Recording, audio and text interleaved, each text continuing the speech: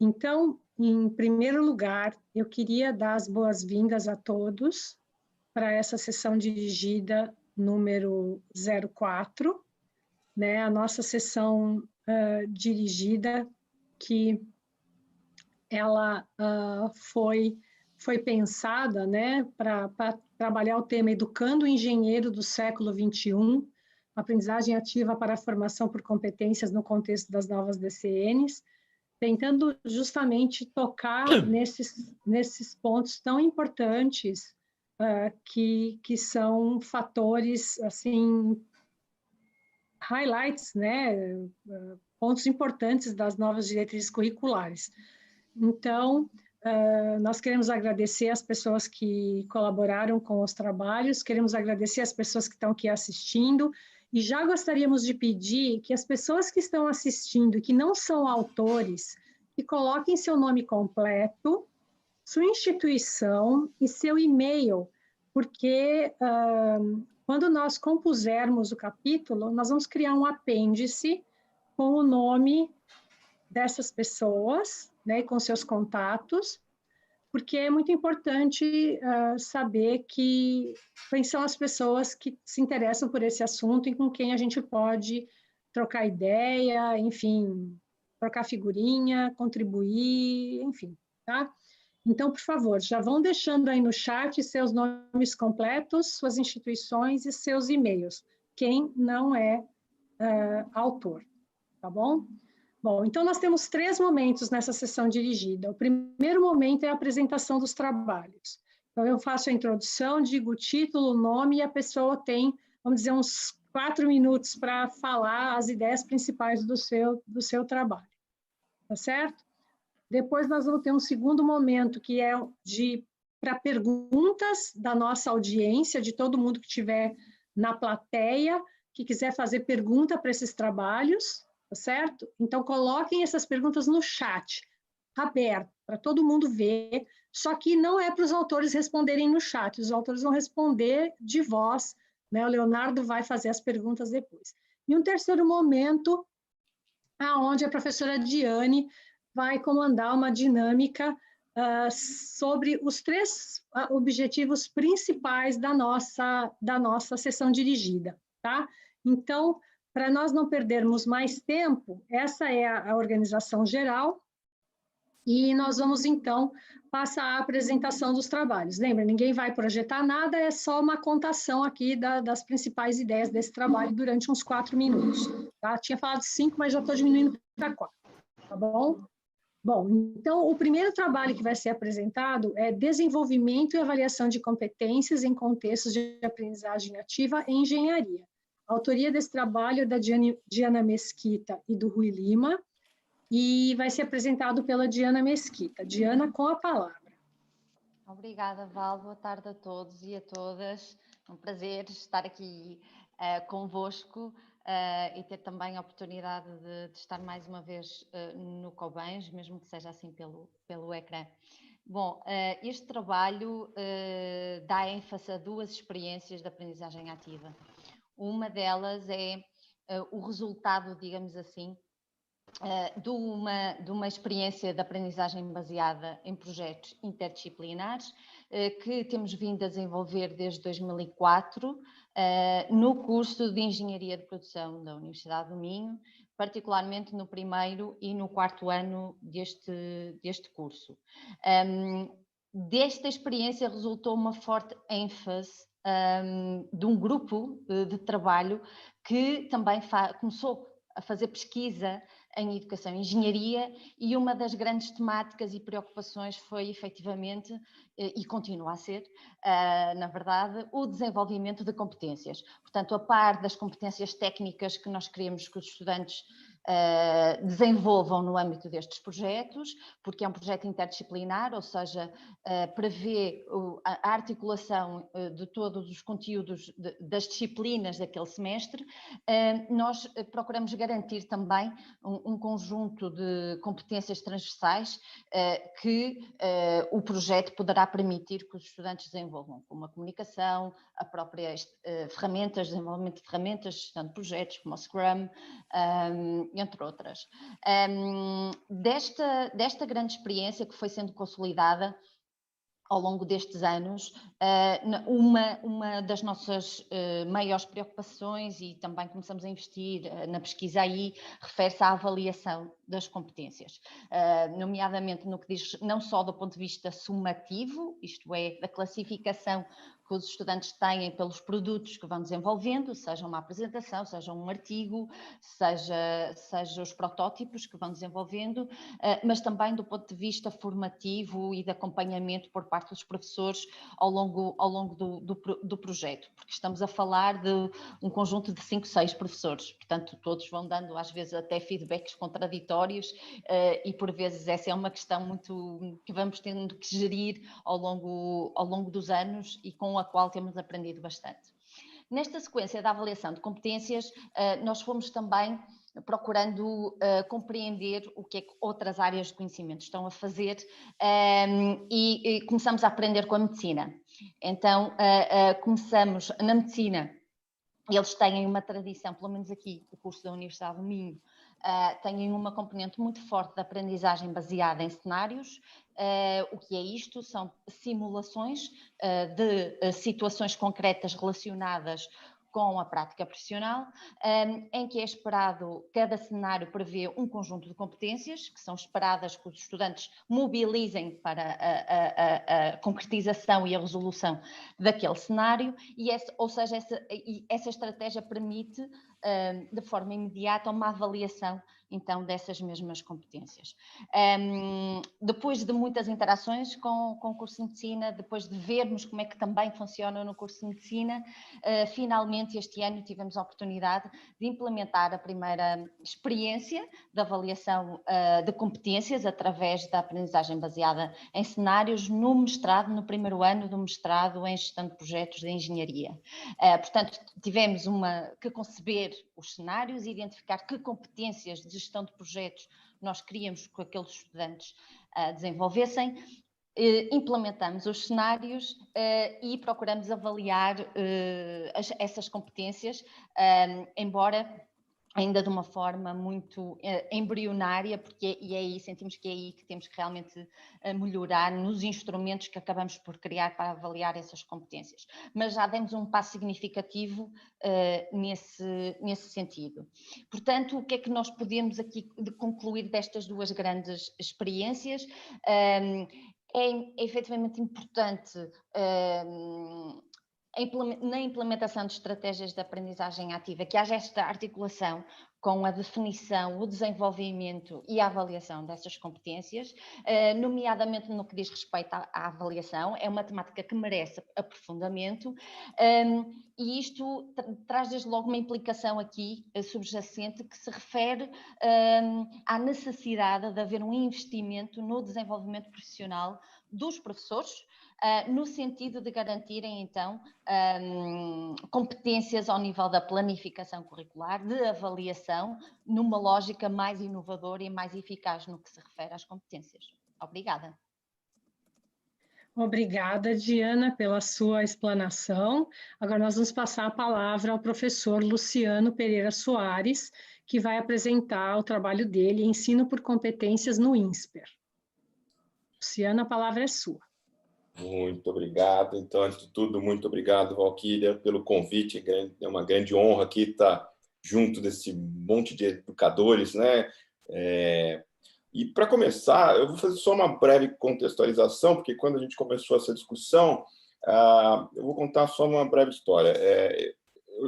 Eu tive muita sorte porque fui convidado para montar um curso de engenharia do zero, com uma clara proposta inovadora desde o primeiro momento.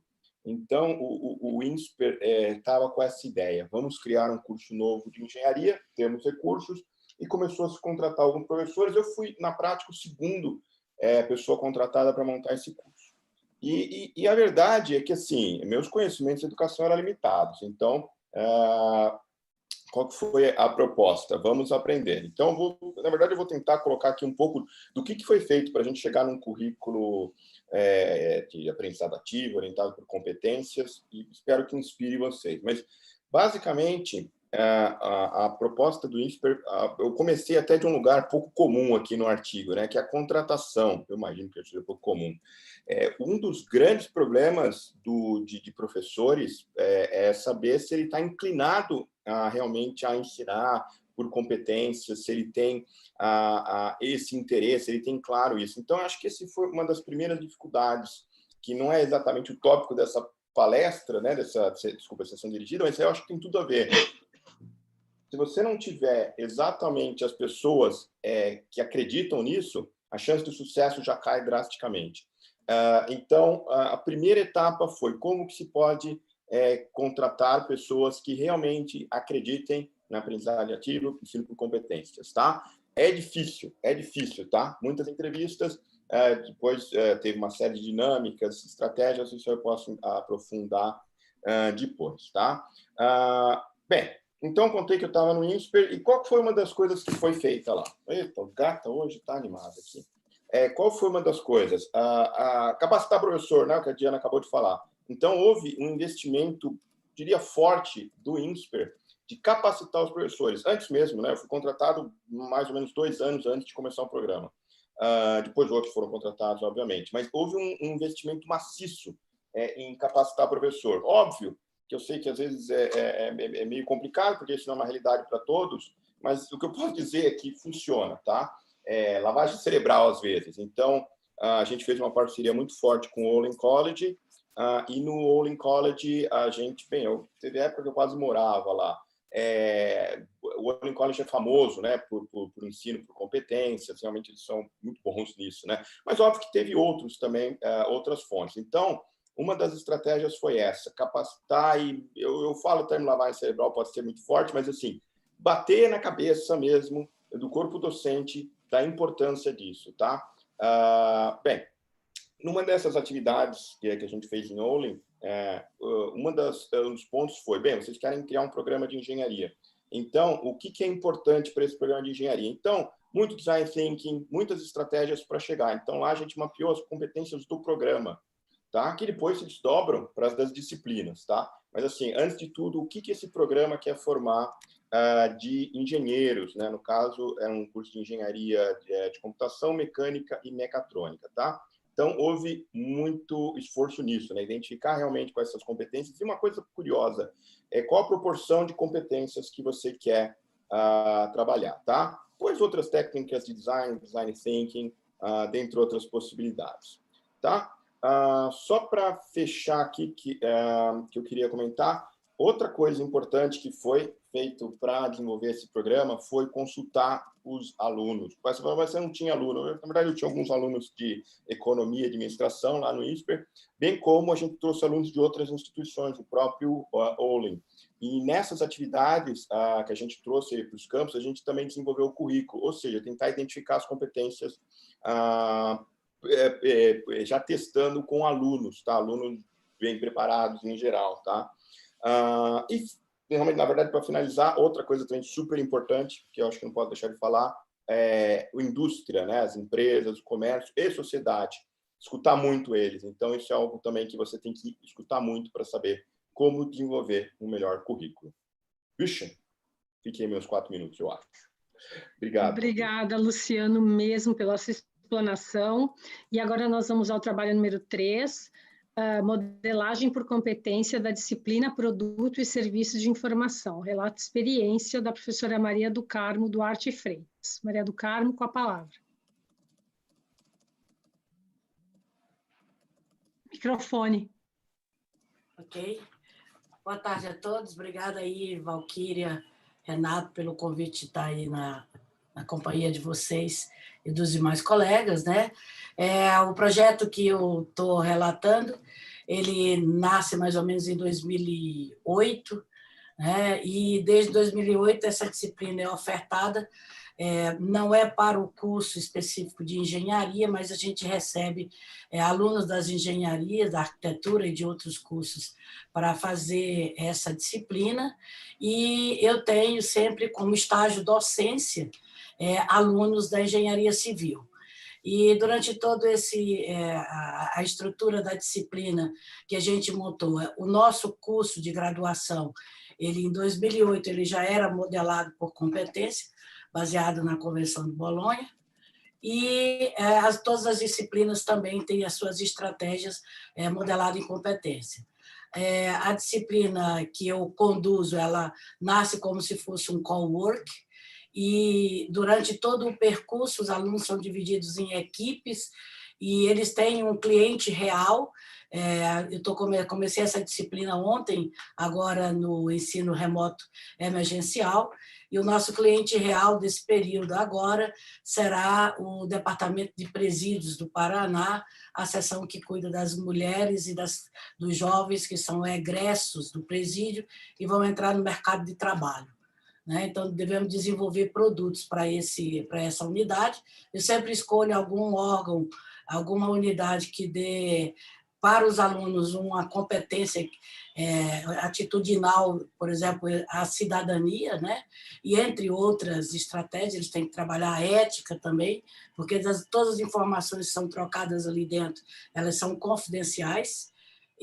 Durante a disciplina, eles têm várias estratégias, trabalho com design thinking, trabalho com estratégias de metodologias das mais variadas, ativas, e agora eu tive que migrar elas todas para esse ambiente virtual, vou usar desde Jamboard, Mural, bom, outras estratégias a mais, e os alunos têm o tempo inteiro, esse primeiro período agora, eles têm a parte conceitual do que é criatividade, produto e serviço, depois eles já começam dentro da estrutura de desenvolvimento de projeto e vão passar todo o resto da disciplina até o final dela, desenvolvendo o projeto em contato constante com o cliente, e a cada encontro a gente trabalha no grupo como co-work sempre, e sala de aula antes era no laboratório, e agora a gente cria salas virtuais, conforme o número de alunos, eles vão trabalhar em cima dessas salas virtuais. Ao final, o aluno entrega um produto real para o cliente, e é o cliente que vem e faz a avaliação final desse produto. Então, a gente tem, nessa mediação toda, ensino, pesquisa e extensão, porque o aluno da pós-graduação que está fazendo estágio de docência, normalmente ele gera um artigo também da atividade que ele desenvolveu durante o período. Tá? E, enquanto atividade extensionista, é o cliente que vem e que recebe o produto gerado a equipe.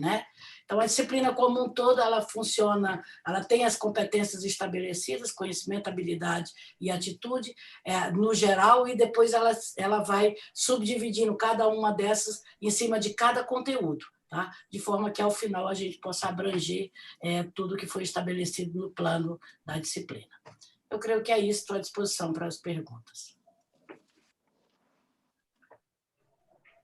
Muito obrigada, Maria do Carmo, pela sua explicação, a explanação do seu trabalho. Agora nós vamos passar a palavra para o trabalho, a delicada tarefa de avaliar a aprendizagem na formação por competências, de autoria das professoras Isolda Giane de Lima e Laurete Zanol-Sauer, da Universidade de Caxias do Sul. Então, professoras, por favor, estão com a palavra. Então, boa tarde a todos, uma satisfação estar aqui, também em nome da minha colega Isolda, que trabalhou comigo na elaboração desse trabalho. A nossa preocupação foi, então, com a avaliação, considerando o ensino por competências. E não nos pode faltar a atenção especial às competências gerais que foram impostas pelas novas DCNs, de formular e conceber soluções, de analisar e compreender fenômenos, de conceber, projetar e analisar sistemas e tantas outras, competências estas para as quais não existem disciplinas específicas para o seu desenvolvimento, ou seja, todos procurando desenvolver naquilo que a sua disciplina pode melhor colaborar. Mas como é possível avaliar o desenvolvimento, então, dessas competências?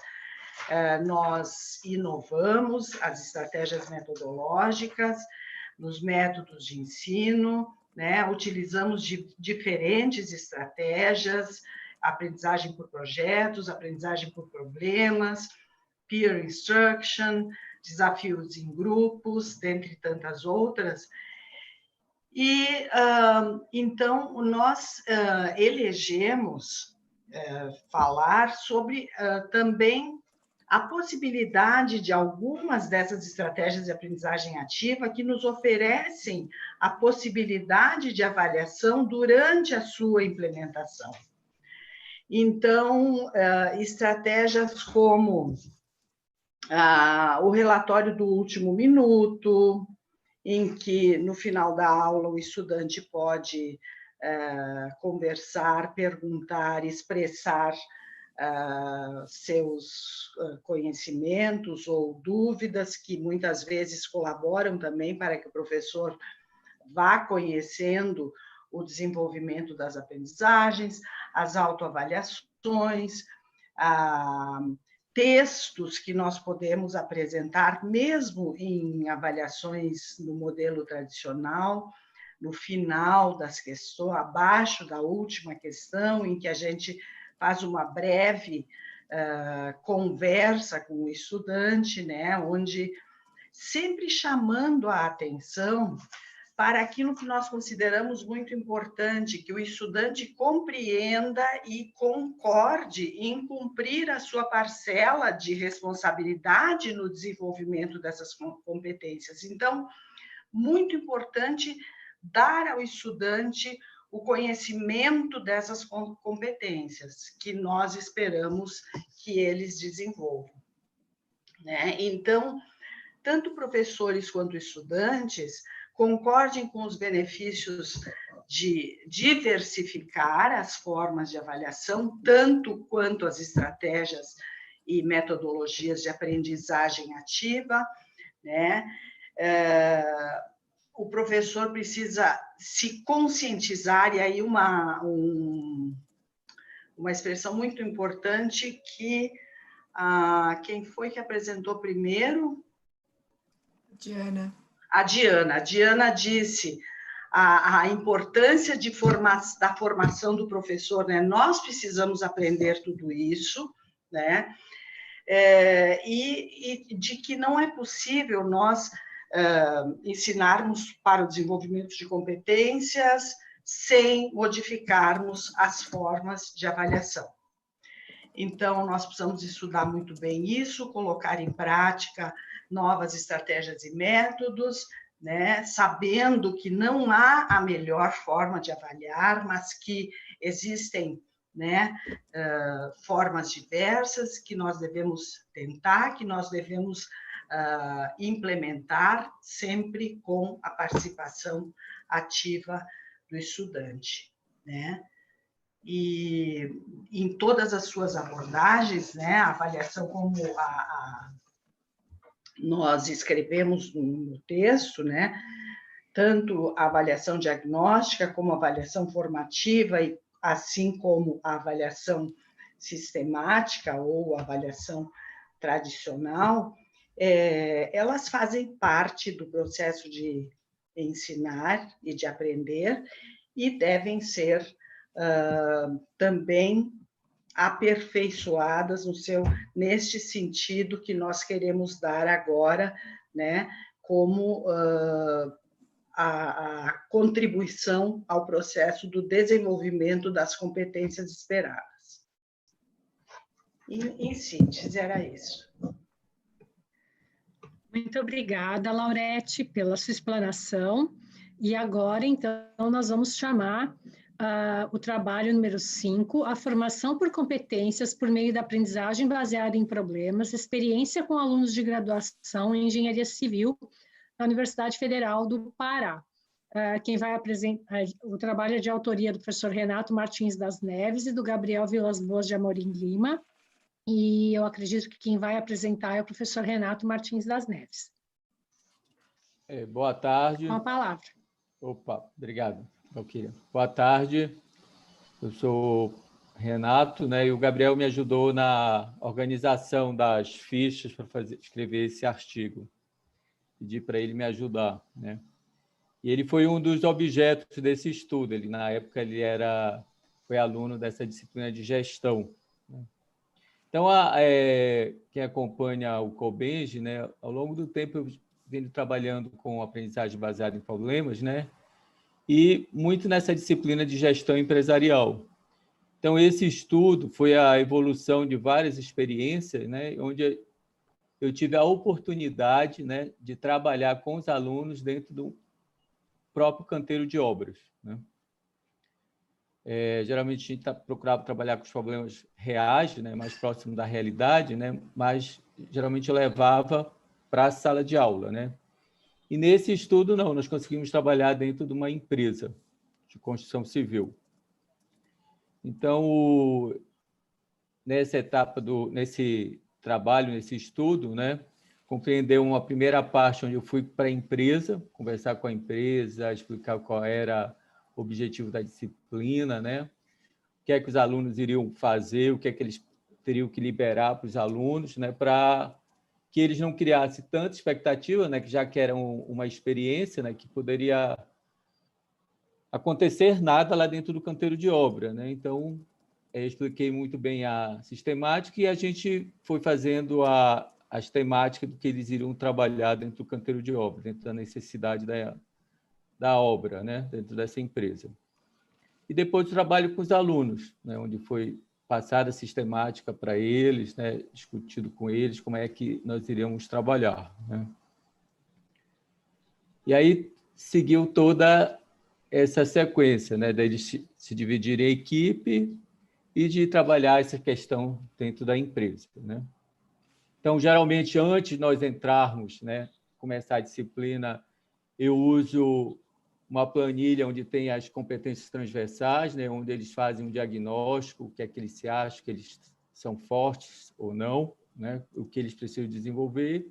E, no final do estudo, a gente preenche essa mesma planilha para ver se houve uma melhoria ou não nessas competências, né, se potencializou ou não esse desenvolvimento. Então, foi uma experiência muito rica, né? Os alunos ficaram super motivados, né? Essa disciplina de gestão empresarial é uma disciplina que o pessoal da minha faculdade brinca que é uma disciplina pop, né? Porque ela é uma disciplina optativa, mas que sempre tem uma demanda muito grande, né? Que eu atribuo essa demanda muito grande, né, através da ABP que a gente utiliza, né? Que os alunos se sentem muito mais motivados, né? Então, é uma disciplina que eu digo que um grande indicador que eu tenho nela, né, é a quarta-feira à noite, né, que geralmente acontece o futebol, né, onde a frequência é menor, né, e nessa disciplina a gente tem quase sempre 100% de presença, né. Então, é uma experiência bem rica para os alunos, né? Só que para o professor, né, como eu trabalho só, né, fica super cansativo, né, porque eu tenho o hábito, né, por uma questão de segurança, né, deles dentro do canteiro de obra, sempre procurar acompanhar as visitas das equipes, né? Então, eles acabam se empenhando muito em dar solução, né, em trabalhar na questão, né? Então, ali no canteiro de obra, no dia a dia do engenheiro, né? E aí fica extremamente cansativo para o professor de disciplina, né? Tanto que eu não consegui nunca fazer a experiência, né, de ter 2 professores nessa disciplina, né? A gente tentei alinhar com outro professor, né, a gente tentar fazer isso, mas não chegou a ter essa experiência. Então, é uma forma que potencializa muito o desenvolvimento dessas competências transversais. Ok, Valquíria? Tá, Renato, muito obrigada pela sua explanação. Então, vamos para o próximo trabalho, penúltimo dessa sessão dirigida, que é a análise da metodologia e práticas de aprendizagem ativa sobre a ótica das diretrizes de cursos nacionais da engenharia. Autoria de Maria Aridenise Maia Macena Fontenelle e Maria do Carmo Duarte Freitas. Quem vai apresentar é a Maria Aridenise. Com a palavra. Boa tarde a todos. Eu gostaria de agradecer a Maria do Carmo pela parceria, pelo convite para participar dessa sessão dirigida. E gostaria de compartilhar com vocês a experiência que a gente está tendo na Universidade Federal Rural do Semiárido, aqui em Mossoró, onde o nosso curso ainda está se adequando à parte das competências, mas a gente tem feito um trabalho desde 2006, tem publicado no COBENG, um trabalho integrando a arte junto com o conhecimento, fazendo arte com ciência, ciência com arte. A gente tem uma formação na pedagogia Waldorf, e aí a gente trabalha com 3 disciplinas, do 7º, do 8º e do 9º semestre de engenharia civil, a disciplina de tecnologia das construções, que a gente estuda os processos construtivos e vai na obra com os alunos, visitar a obra, e quando volta, ao invés de fazer aquele relatório tradicional escrito, a gente faz uma aquarela com os alunos, e tem aluno que, quando falta a aula de aquarela, pergunta, professora, quando é que vai ter outra? Na disciplina de gestão e produção da construção, a gente utiliza a aquarela também nas visitas, mas utiliza ao final de cada módulo. Eles podem fazer uma aquarela sobre o que mais significou para eles. A gente, na disciplina de tecnologias, a gente visita os canteiros de obra, faz a avaliação dos canteiros, como é que eles estão com relação à qualidade, à organização, limpeza, segurança, e depois dessa avaliação, eles são convidados a fazer um cordel, ou uma poesia, ou uma paródia, e o cordel é uma literatura que é muito comum aqui na região, e que os alunos já chegam na universidade com esse saber fazer, e que muitas vezes a gente não utiliza, né? A gente usa também na disciplina de gestão e produção da construção, a gente dá textos para eles estudarem e dá a opção de, a partir desses textos, como foi o texto da Edifício Inteligentes, que eles fizeram paródias sobre a música dos Beatles, que é uma turma menor, com menos estudantes. Então, a gente tem trabalhado nesse limiar de ativar o sensível, de acordar os saberes, de associar um novo saber com outros pré-existentes, de assimilar e compartilhar as informações com os participantes, e de aplicar e colocar na prática esse novo saber que alguns alunos já tocam algum instrumento, cantam, e a gente vai descobrindo ao longo da disciplina quem são esses talentos que podem, às vezes, até ajudar os outros. Teve aluno que já deu oficina de cordel para os outros aprenderem como é que é feito. E a gente enquadra esses saberes que eles vão adquirindo na taxonomia de Bloom, onde eles têm que recordar o que tinha na visita para poder criar a pintura, onde eles têm que entender o texto, analisar para poder, a partir desse conhecimento teórico, desenvolver a sensibilidade numa peça artística, né? Então, não sei se já passou o meu tempo, mas o que eu tinha mais para compartilhar com vocês era essa história aí. Muitíssimo obrigada, Maria Aridenise, pela sua explanação. E agora nós vamos, então, para o trabalho número 7, o último trabalho dessa sessão dirigida, que é Formação de Competências em Engenharia, um estudo de caso com discentes de Engenharia Química na Universidade Federal do Pará, autoria de Shirley Cristina Cabral Nascimento e Marlice Cruz Martelli. Quem vai apresentar é a Shirley Cristina Cabral Nascimento. Shirley, com a palavra. Muito obrigada, Valquíria. Boa tarde a todos. Gostaria de agradecer pelo espaço, né? Esse espaço é fundamental para que a gente possa discutir as nossas práticas, entendeu? E o que eu vou falar hoje é sobre uma experiência, né, que a gente fez no nosso, lá na nossa faculdade. A motivação desse trabalho foi as novas diretrizes curriculares, né? A gente sabe que o mercado de trabalho hoje é um mercado que exige não só do engenheiro, ele não exige não só as competências técnicas, mas competências de ordem socioemocional, né?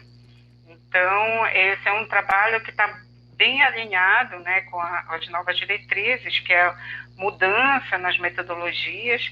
E esse trabalho, ele foi a aplicação, né, de uma metodologia ativa no âmbito de uma disciplina de laboratório. Os nossos alunos são alunos de engenharia química, então a turma, né, são alunos do segundo semestre de 2019, alunos de mais ou menos da metade do curso, mais ou menos, entendeu? Essa disciplina, ela é uma disciplina essencialmente prática, então são laboratórios. Os conteúdos dessas disciplinas, eles são vistos nas disciplinas teóricas, e quando o aluno vem, né, para o laboratório, ele vai colocar em prática todas aquelas disciplinas, né, todo aquele conteúdo que ele viu na teoria. Então, como são aulas experimentais, né, aí o que a gente resolveu fazer? A gente resolveu, dentro desse contexto, estudar outras habilidades, né? Então, o que a gente fez? É uma metodologia um pouco parecida com a PBL, porque os alunos eles foram incentivados a resolver um problema. Então, ele é um pouco parecido com a PBL. Então, os alunos eles tiveram aulas expositivas, né, claro, relacionadas com as atividades, com os conteúdos técnicos, tá? Mas eles tiveram aulas expositivas relacionadas à escrita, porque eles foram incentivados a escrever. Então, eles fizeram aulas práticas, eles entregaram relatórios, eles participaram de reuniões de orientação, a gente chamou reunião de orientação, né? E no trabalho final deles, eles foram incentivados a produzir, né, escrever um trabalho, e o tema principal desse trabalho era a destinação ambientalmente correta de resíduos sólidos, tá? Sendo que esses resíduos são resíduos industriais de diferentes origens. Então, a gente teve trabalhos que utilizaram resíduos industriais das indústrias próximas ali da nossa região. A nossa região é uma região que abriga muitos projetos da mineração, mas a gente teve um resíduo também de origem vegetal, e mais um resíduo que foi objeto de observação dos alunos, um resíduo que é gerado dentro do próprio campus, entendeu? Então, foi bem interessante essa abordagem dos alunos, porque é um resíduo gerado dentro do campus, e esse resíduo, infelizmente, a gente não tem um programa, né, de reciclagem desse resíduo, apesar dele ser um resíduo reciclável, mas o campus, ele ainda não tem, né, um projeto, né, de reciclagem para esse resíduo. Então, os alunos eles foram convidados, eles foram incentivados a resolver, né, tentar encontrar uma solução para esses resíduos, tá? A destinação ambientalmente correta para esses resíduos. E no final foi um resultado muito interessante, porque a gente teve diferentes abordagens, né? A gente disse para ele que esse trabalho a gente queria num formato de artigo, e que se esse trabalho fosse muito bom, ele poderia render uma publicação. Então, isso foi uma coisa que motivou muito eles, porque, apesar de serem alunos de meio de curso, tinha aluno que nunca tinha feito um artigo, tinha escrito um artigo científico, nunca teve a oportunidade de enviar um trabalho para um congresso. Então, eles experimentaram todo esse... eles tiveram toda essa experiência, né, de ir para o laboratório, de preparar as amostras, de correr em outros laboratórios para fazer as análises, DRX, fluorescência, microscopia eletrônica de varredura. Então, eles tiveram que absorver muitos conhecimentos que foram além, né? Então, eles se superaram. É claro que houve alguns erros, mas, no geral, os trabalhos eles foram muito bons, entendeu? E aí a gente teve a oportunidade de medir, né? A gente usou na avaliação, a gente usou as rubricas. A rubrica é um instrumento que ele avalia individualmente o aluno, porque como a gente tinha as reuniões de orientação, então era uma espécie de entrevista. Cada grupo vinha, ele era entrevistado, ele era interrogado, como foi que vocês conduziram as tarefas que deu problema, deu erro, como vocês gerenciaram os conflitos, né? O gerenciamento do tempo, o trabalho em equipe. Então, a avaliação ela se deu nesse sentido, né? De avaliar individualmente. O trabalho em equipe sempre tem um aluno que fica meio fora, trabalha menos do que o outro. Então, a gente teve como acompanhar a evolução desses alunos. E eu acho que o ganho principal para eles foi perceber que o trabalho deles estava sendo valorizado, né? E os depoimentos foram muito bons, eles foram incentivados a avaliar a metodologia e dizer o quanto que essa metodologia estava influenciando no seu aprendizado. E, no geral, a metodologia foi bem avaliada, entendeu? E os trabalhos ficaram muito bons. E a gente está... eu tenho quase certeza que 2 foram aceitos em congressos de abrangência nacional, e a gente ainda tem outros em vias de publicação. Então, no geral, essa metodologia, eu acredito que ela teve um impacto positivo no aprendizado do aluno.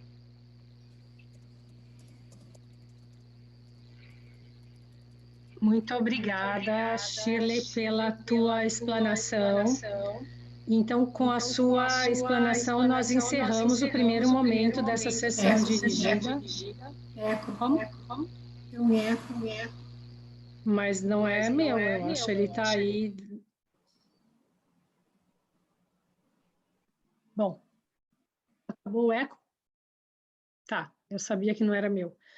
Bom, enfim, terminamos com isso o primeiro momento da sessão dirigida, e eu gostaria de repetir aqui e pedir encarecidamente que todas as pessoas que estão participando e não são os autores, que deixem no chat o seu nome completo, a sua instituição e o seu e-mail, porque nós vamos colocar essas informações, pretendemos colocar essas informações num apêndice do capítulo que vai ser construído, com a ideia de gerar uma rede de comunicação entre as pessoas que estão aqui. Afinal de contas, se estamos aqui é porque temos interesses comuns nesse assunto, e seria, então, importante que ficasse registrado isso no capítulo do livro que a gente vai produzir. Tá? Então, desde já agradeço, e eu vou passar a palavra para o professor Leonardo Tavares, o nosso relator, que vai cuidar do segundo momento, que são as perguntas aos trabalhos que foram apresentados. Leonardo, a palavra é tua. Boa tarde a todos. Tudo bom? Vamos lá. Fazer algumas perguntas aqui que surgiram durante a sessão dirigida, tá? A primeira pergunta vai para a professora Diana Mesquita, da professora Isolda, a pergunta, tá? Ela pergunta se você poderia falar um pouco sobre as diferenças que vocês consideram entre a aprendizagem baseada em cenários e da aprendizagem baseada em projetos, professora. Sim, claro. É interessante porque a aprendizagem baseada em cenários, como qualquer outra estratégia de aprendizagem ativa, o que importa aqui é a intencionalidade, porque é que estamos a implementar determinada estratégia. Então pode ser uma estratégia que pode estar altamente focada efetivamente para o desenvolvimento das competências, mas acima de tudo é uma estratégia muito focada para a avaliação de competências. E é aqui a grande diferença em relação ao PBL, e no limite as duas podem ser combinadas, se quisermos. Basicamente a aprendizagem baseada em cenários consiste na preparação de cenários que estão relacionados com a prática profissional. No caso, nós usamos para a gestão de projetos, porque era o mestrado, foi o contexto que nós tínhamos, com a turma que tínhamos, e também porque na gestão de projetos já existe um framework de competências definidas. Aquilo que o Luciano há pouco dizia, o trabalho exaustivo de mapear as competências associadas ao perfil e que depois se devem refletir nas disciplinas, no fundo. Na verdade, a gestão de projetos já tem esse framework, e então já tínhamos essa etapa, de algum modo, cumprida. E na verdade, nos cursos de engenharia isso já não acontece de forma tão sistemática, ou seja, para a engenharia de produção não existe um framework de competências previamente definido. Pode ser construído, que eu acredito que foi especificamente isso que o Luciano fez na experiência dele. Nós também fizemos aqui, para a engenharia, até foi no âmbito do meu doutoramento, fizemos esse levantamento e esse mapeamento, mas não é algo que seja comum ser feito. Então nós usamos o contexto da gestão de projetos para isso mesmo, e a ideia seria experimentarem usar para a avaliação dessas competências que nós selecionamos. Obviamente não avaliamos todas, criamos cenários e clusters de competências para cada cenário, de forma a avaliarmos essas mesmas competências. Por isso é que eu digo que pode ser... Nós fizemos apenas numa sessão, porque a ideia é essa, fizemos numa sessão de 4 horas, e aqui a ideia era que fosse, e foi a primeira experiência também que fizemos na medicina, da experiência que nos inspirou na medicina, acaba por ser muito diferente, porque eles têm esta estratégia de uma forma muito bem consolidada, muito bem trabalhada, então não foi um piloto inicial, mas a ideia e a nossa ambição também, eu diria, é complementar com outras estratégias e ser mais uma abordagem que nos permita avaliar competências de uma forma diferente e de uma forma igualmente inovadora, que é ver em loco, perante uma situação-problema, que é construída, como é que o aluno mobiliza, então, todo o seu conhecimento, todas as suas experiências, todas as suas atitudes para resolver aquele problema. Portanto, é ver a competência em ação. Não é? Se quisermos ir ao conceito de competência, é vermos a competência em ação e avaliar, e daí os instrumentos para avaliação, as rúbricas, por exemplo, serem um instrumento altamente útil para fazermos essa avaliação, porque depois os avaliadores estão precisamente a mapear a forma como o aluno está a fazer esse processo de mobilização para resolver aquele problema. Portanto, podem ser combinadas, com PBL, mas na verdade, no nosso caso, uma coisa levou à outra, ou seja, ok, já temos o nosso modelo de PBL consolidado, já aprendemos muito sobre o assunto, mas queremos aprender mais sobre a avaliação de competências, e daí termos entrado na questão dos cenários e termos aprendido, lá está, termos ido aprender com a medicina. Obrigada pela questão, Isolda. Não sei se foi clara o suficiente assim num curto espaço de tempo, mas... Professora, pela resposta. Vamos aqui para a próxima pergunta para o professor Luciano Soares, né? Também da professora Isolda, a pergunta, né? Se ele poderia nos contar um pouco mais sobre as aulas Gente, eu fiz uma para cada um, porque eu gostei tanto das coisas que eu disse, vou botar o bem de todo mundo, mas Pode me pular aí, Leonardo. Não, Tem as outras perguntas são muito coisas. boas. Então, vamos continuar, né? Poderia nos contar um pouco sobre as aulas teste, né? Por que são chamadas assim? E como vocês estão tecendo a relação PBL versus conteúdos e avaliação, né? E conta aqui que ficou um pouco curiosa sobre os percentuais que são atribuídos em diferentes contextos de competência, né? Como aprender a aprender, conhecimento do contexto. Se o professor pudesse falar um pouco sobre isso. Eu vou tentar responder, mas ó, vou ser superficial e depois fico aberto, tá? Depois, se alguém quiser, eu posso, obviamente, em outro momento, explicar em maiores detalhes. Mas vamos lá. Aulas testes, o problema é o seguinte, várias universidades fazem esse tipo de aula, né? Quando você contrata o professor, faz uma aula e tal. Esse modelo, eu acho que a gente foi um pouco diferente, porque nessas aulas, muitas vezes, se preocupa com o que o professor consegue falar, o que ele demonstrar conhecimento, enquanto a gente estava muito mais preocupado na atitude do professor, ou seja, não era esperado que ele fosse o mestre da aprendizado ativo, de competências, não era, mas que ele tivesse aberto a isso. Então, normalmente, se propunha um tema, uma aula e tal, ele fazia um primeiro rascunho e o nosso departamento lá de ensino-aprendizado, dentre outros professores, trabalhava com ele para tentar deixar a aula dele num formato mais ativo. Tem alguns que abraçavam aquilo, tinha outros que não abraçavam tanto, vamos dizer assim. E isso é um indicador de quem a gente deveria contratar ou não, tá? Por isso que eu acho que a gente chama de aula teste, não tem nenhum motivo assim, tá? A sua outra pergunta, né? PBL, conteúdo e avaliação. Na verdade, assim, PBL é muito usado, de fato, lá no que a gente faz, mas não é a única estratégia ativa. Muitas vezes a gente vai para a prova também, muitas vezes, mas algumas disciplinas têm provas, algumas disciplinas só têm projeto, algumas disciplinas têm muitos problemas. Assim, são dinâmicas diferentes, né? E você mistura, né? Então, rúbricas, né? Todo mundo aqui já cansou de falar, as rúbricas são importantes, dá um trabalho fazer a rúbrica também.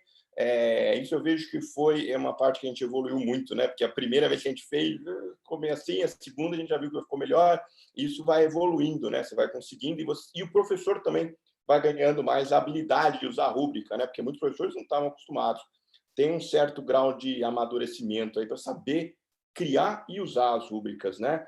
E o conteúdo normalmente, assim, a gente tomava os devidos cuidados, obviamente, né? Você cria as competências e tal, você prepara as aulas, prepara tudo e tal. Aí, quando chegou lá no finzinho, vamos ver se a gente está cobrindo todos os conteúdos. Então, teve uma lição de casa aí, tá cobrindo os conteúdos que, em geral, se espera, né? Que nem ENAD, por exemplo, tem aquela listinha de ENAD e tal. Então, a gente fez a lição de casa, mas no final, nós não partimos disso, né? Então, na verdade, conteúdo foi antes de começar o curso, obviamente, mas foi uma das últimas coisas que a gente olhou. A gente estava mais preocupado em gerar e das competências chegar no conteúdo do que vice-versa, tá? Acho que também deve ser meio claro para todo mundo. E sobre os percentuais das competências é engraçado. Na verdade, foi na sessão de Design Thinking, ou várias sessões de Design Thinking, na verdade, que a gente fez, para fazer esse balanço de competências, né? Então, comunicação é uma coisa que todo engenheiro tem que saber? Sim, beleza. E quanto tempo que a gente vai dedicar de ensino nisso? Aí a gente chegou lá, não sei, 10%, tá bom? 10%. Então, assim, foi uma coisa assim, a gente foi subindo, 5 é muito pouco, 15 é muito. E foi tentando trabalhar nisso. E por que se fez esse número? Para depois eu checar se eu estou realmente fazendo isso. Porque aí todo mundo fala, vou ensinar competência, vou ensinar competência de não sei o quê, trabalho em equipe, competência não sei o quê. E aí você faz toda a disciplina e beleza, e todo o seu programa, e quando você chega no final, você fala, a gente falou que ia ensinar, mas de fato não ensinou. Quando você botou um número lá, cara, você pode rastrear, você fala, mas esse número nós estamos muito abaixo do esperado, estamos acima, né? Normalmente a gente estava mais para baixo, a gente tinha que forçar um pouquinho subir. Mas era uma das coisas que a gente, com o número, a gente conseguia controlar. Então, na verdade, o número, não vou dizer para você, houve um estudo para chegar nessas porcentagens. Não, foi uma sessão que a gente achava razoável. Não é até pela quantidade, só fiquei muito curiosa, porque eu nunca tinha visto atrelar um percentual, digamos, né, para competências, assim, né? A primeira vez que eu vejo, assim. Interessante, bem interessante. E funciona, tá? Foi algo legal. Recomendo. Ótimo. Acho que eu respondi, espero ter respondido. Perfeito, professor Luciano. Muito obrigado. Vamos para a próxima pergunta, também da professora Isolda, né? Como ela contou aí, fez uma pergunta para cada apresentação, né, professora Isolda? Agora para a professora Maria do Carmo, né? Ela pediu aqui para que você contasse um pouco sobre o desenho, da metodologia de cada bloco, né? Materiais disponíveis, de estudos e pré-aula, e as atividades em classe com estratégia de aprendizagem ativa, né? E no processo, conteúdo versus competência versus atividade versus avaliação. Quem participava avaliando, né? Professor, estudantes ou ambos? Como era feito isso? Como é feito isso, na verdade? Obrigada, professora Isolda. Bem detalhada, eu vou tentar responder. Segmentei a sua pergunta para poder ficar mais fácil, né?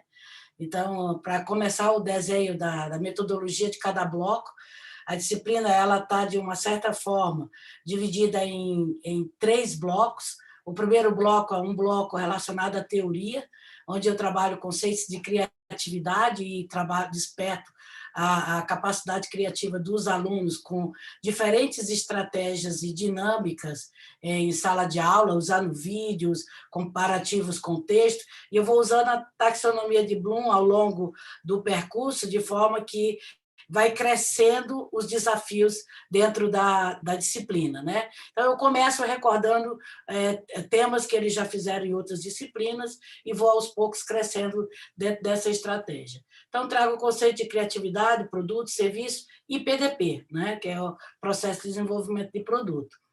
A partir daí, eu já começo a trabalhar um segundo momento, que trabalhando o Design Thinking, para eles começarem a parte prática e envolvendo o cliente. Então, assim, na 4ª aula, mais ou menos, o cliente já aparece, eu já tenho trabalhado com Design Thinking, e eles já vão começar a conhecer o site da entidade, conhecer os problemas e ter acesso ao cliente para começar a desenvolver, porque eles têm que, durante esse percurso, desenvolver 4 etapas do projeto: o projeto informacional, conceitual, detalhado e a prototipagem, né? Então, ele tem que ir fazendo.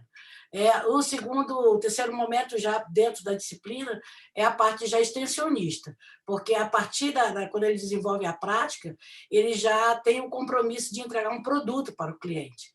E aí, essa relação com a comunidade, ele já sabendo que ele tem, a gente sempre diz, eu tenho o cliente, tenho o cliente do meu cliente. Então, o cliente é aquele que vem e pede o produto para ele, que é o cliente dele na sala de aula. E o cliente do cliente dele é quem aquele produto vai atingir. Então, por exemplo, no caso hoje, os presidiários, né? Os presidiários. Então, assim, é o cliente do cliente. Então, essa relação que ele tem que começar a entender estruturalmente dentro da disciplina. E até ele chegar a entregar o produto final, tá?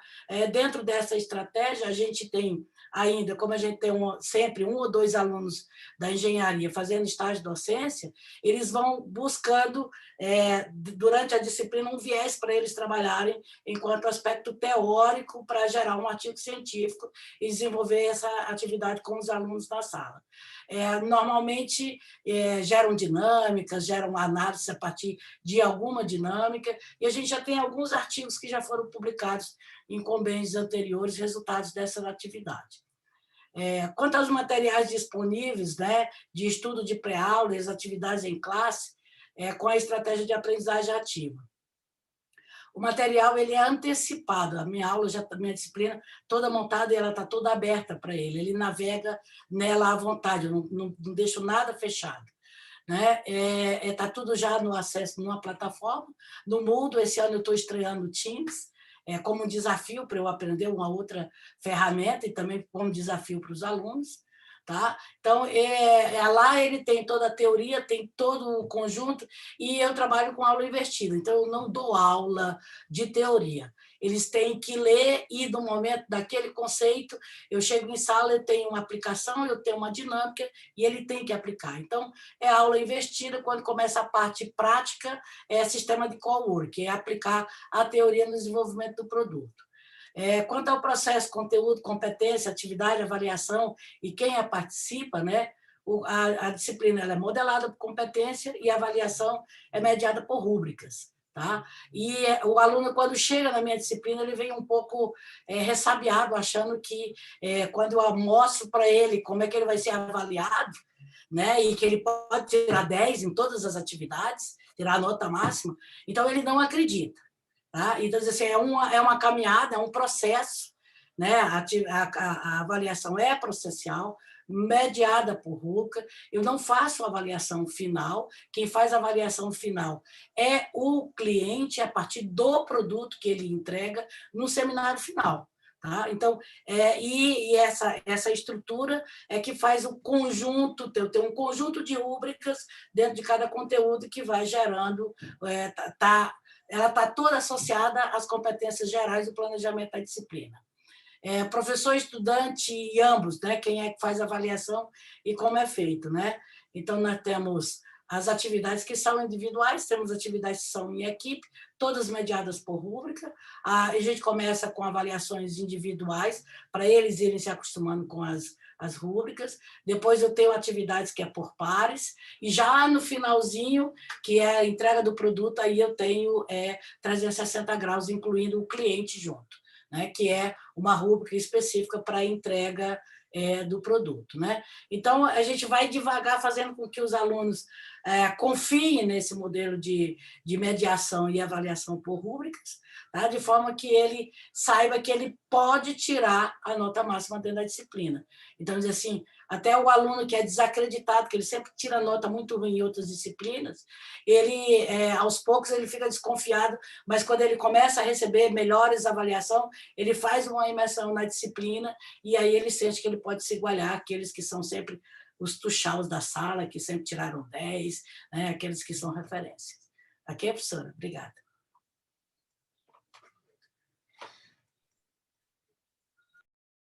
Obrigado, professor Maria do Carmo.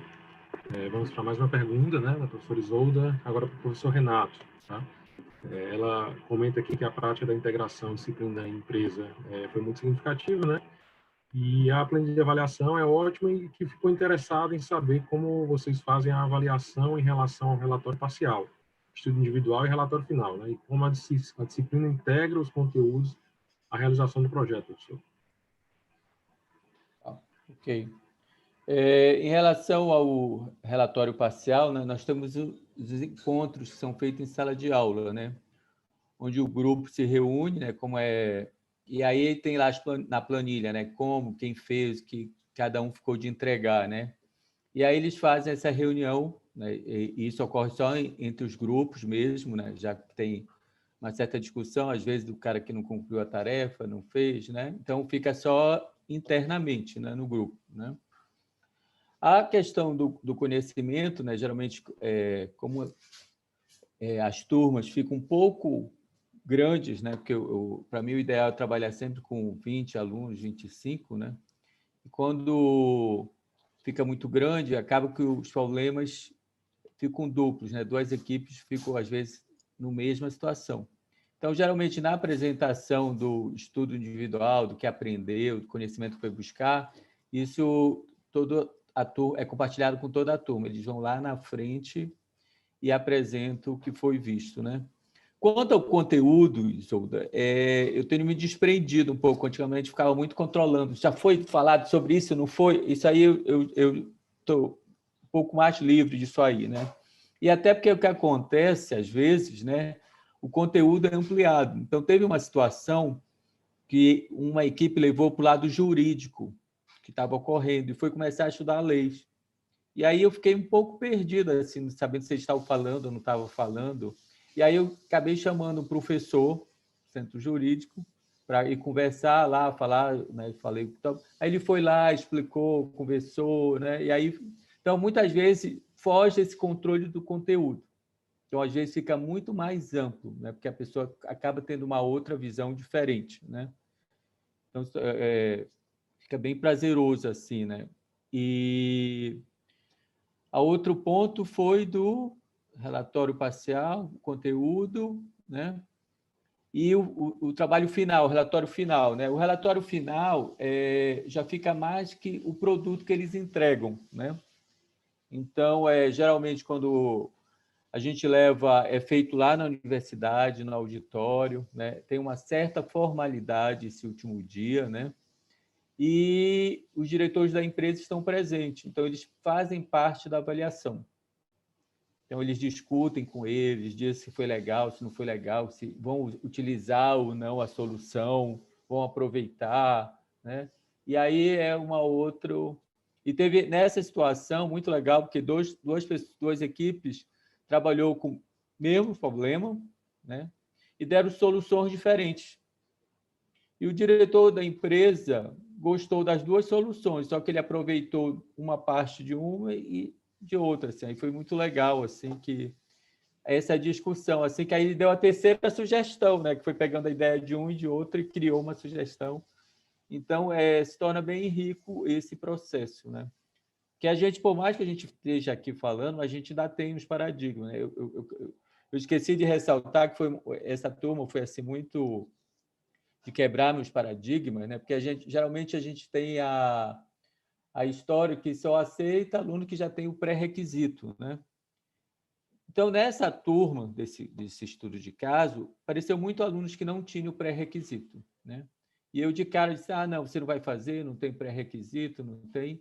E aí alguns começaram a me enfrentar assim e ir lá comigo argumentar, né? Porque queriam fazer a disciplina, mesmo não tendo pré-requisito, e o correr atrás, e o buscar, né? E desses alunos assim que foram lá me questionar, eu deixei 5 participar da disciplina, né? E esses 5 alunos foram um dos melhores resultados que tiveram na empresa. Alguns ficaram até trabalhando como estagiário na empresa. Então, foi muito legal, assim, porque quebra um paradigma nosso, assim, né? Que a gente vai, né? O aluno tem que buscar o conhecimento, tem que ir atrás, né? Mas aí a gente fica sempre nessa história do pré-requisito, vai, não vai, né? E aí para mim, foi uma experiência bem prazerosa de quebrar, assim, essa visão da história do pré-requisito, né? Porque aí isso, né, depende muito de aluno para aluno, né? Daquilo que eles estão buscando, né?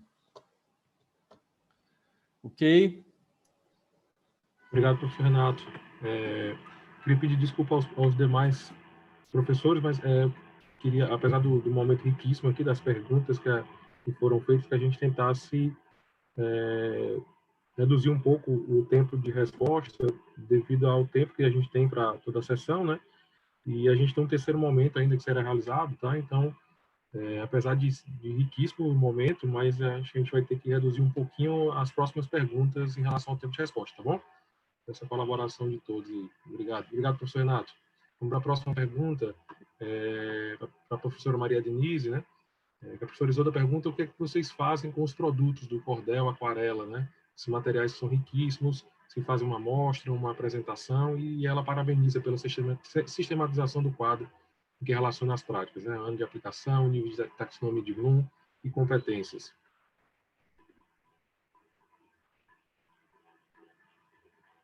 Professora Maria Denise. Estou tentando abrir aqui o vídeo, mas o áudio já tá aberto aí. Então, a gente tem usado as paródias, os vídeos com os alunos dos outros semestres, a gente faz uma amostra com os alunos e faz também nas semanas de engenharia, mas as aquarelas a gente costuma entregar para o aluno, ele leva para casa a aquarela que ele fez. Por isso que agora vamos ver essa possibilidade de deixar e fazer um acervo para fazer uma exposição, e o quadro foi uma ideia da professora Maria do Carmo, que a gente juntas fomos construindo esse quadro, e eu também considero que ficou bem bom. Gratidão.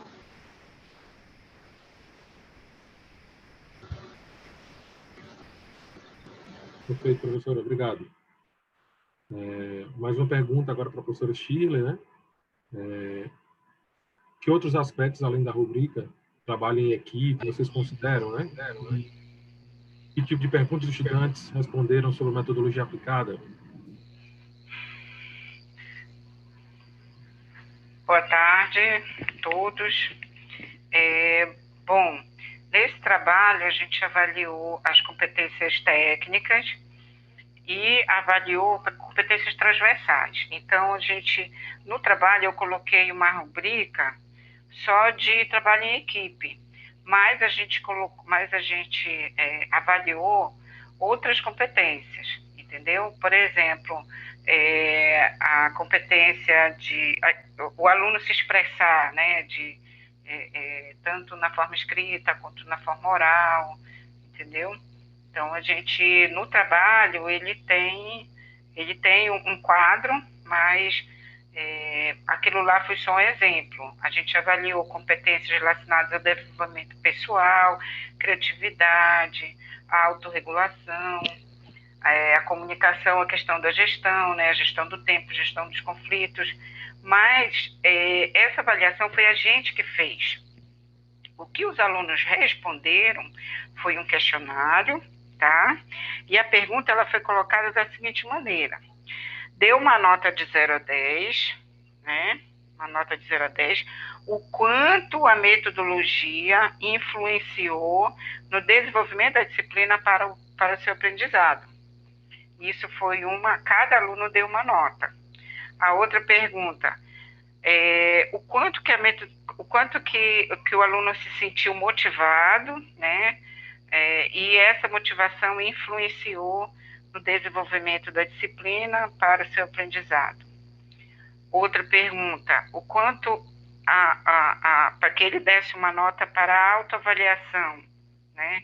Então, a autoavaliação seria o aluno, aquela mudança de atitude, né? Aquele aluno que só espera as coisas acontecerem. Então, essa autoavaliação estaria relacionada com a mudança dele de atitude. Então, todos eles responderam, eram 3 perguntas só, né? Ele tinha que dar uma nota para esses 3 quesitos. E aí, o que eles responderam, o que a gente colocou no trabalho foi uma média dos 3 pontos, né? Então, foram aproximadamente, acho que uns 30 alunos, cada um deu uma nota para cada um dos quesitos, e que a gente mostrou no trabalho foi a média das notas para cada quesito, entendeu?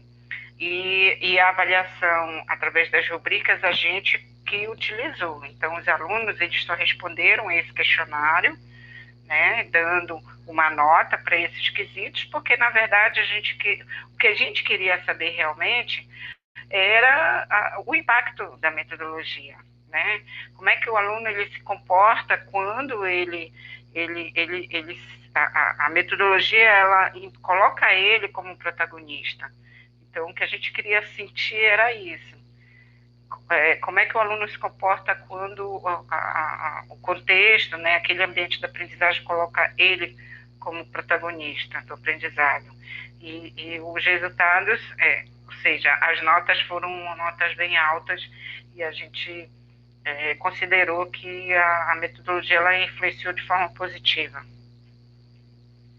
Ok? Muito obrigado, professora Sheila, pela resposta.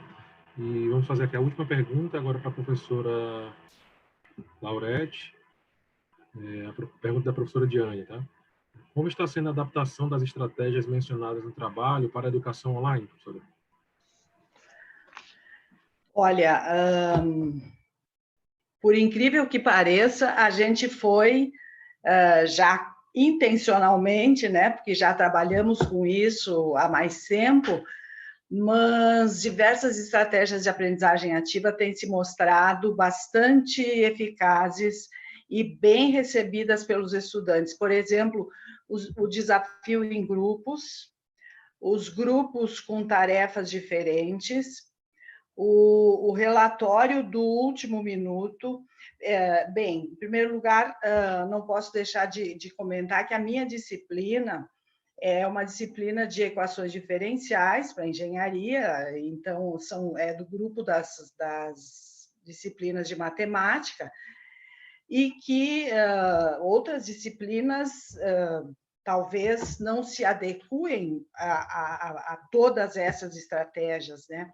A autoavaliação para o desenvolvimento de competências também eu tenho empregado com êxito e utilizado, né? Claro que com comentários, digamos assim, genéricos das autoavaliações que eu recebo, mas a gente vai percebendo uma mudança de comportamento E em outra disciplina que eu ministro, que eu acho que cabe muito bem, essa para o mestrado em ensino de ciências e matemática, mas que eu acho que cabe bem para algumas disciplinas de engenharias, a controvérsia construtiva.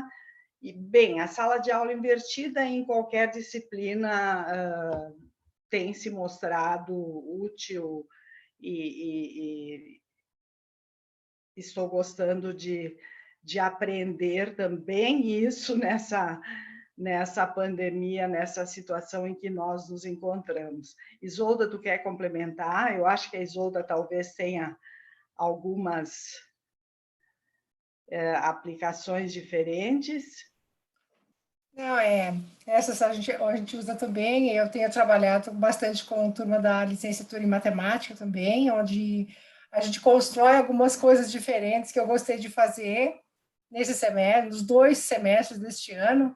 Eu construí no primeiro semestre, que eu achei muito interessante como processo de avaliação, o relato de diários de aprendizagem. Eu achei que ficou muito interessante o trabalho. Eles, a cada aula, levavam elementos, então, para complementar e para terminar de compreender, deixando as lacunas registradas, as dificuldades registradas, para uma discussão compartilhada em classe. E agora, numa outra que eu tenho nesse semestre que está aqui, a gente criou trilhas de aprendizagem, daí trabalho coletivo, de grupos, onde eles escolhem um percurso, né, a definir era tecnologias de apoio ao ensino de matemática, e aí cada grupo escolheu 4 tecnologias e foi construindo daí a trilha no decorrer da disciplina. A gente está fechando agora também, e bem bom de fazer também assim. Então, dá para adaptar. É que, na verdade, assim, a gente já trabalhava bastante com as estratégias e praticamente todas as coisas que a gente já trabalhava antes da pandemia, tudo mediado pelo ambiente de aprendizagem. Então, a gente trabalhava muito já nessa condição, digamos, né, de atividade complementar e atividade pré-aula, tudo com registro. Então, de alguma maneira, para nós, isso facilitou, né, a questão da pandemia, assim, não teve, assim, grandes coisas que a gente precisou modificar. Isso, Diana, e todo mundo. Obrigado, professor Isolda, professor Laurete. Com essa última pergunta que foi feita, a gente finaliza esse segundo momento, né, de perguntas, e eu gostaria de convidar a professora Diane para dar continuidade agora no terceiro momento da sessão dirigida. Por favor, professora. Microfone, Di. Olá a todos. Então, vamos dar início a esse terceiro momento. Solicitamos aos participantes agora que, além dos autores, né, todos os participantes, que entrem nessa discussão e possam contribuir para o nosso capítulo. Então, para quem não sabe, as discussões realizadas nessa SD vão contribuir para um capítulo final sobre a SD, que vai envolver os trabalhos dos autores, né, que enviaram para a SD e as discussões que a gente está tendo desde o início. Então, esse terceiro momento, vamos também incluir a participação da plateia. Nós, então, precisamos que vocês acessem esse link e usem o Jamboard, né, que é um aplicativo do Google. Preparamos lá 3 espaços que vão envolver 3 abordagens dentro do capítulo da SD. Então, nesses espaços, vocês podem registrar perguntas, reflexões, questões que gostariam de ver abordadas dentro do capítulo. Então, já podem entrar, compartilhado, né, por meio do link. E aconteceu. Eu vou compartilhar a minha tela.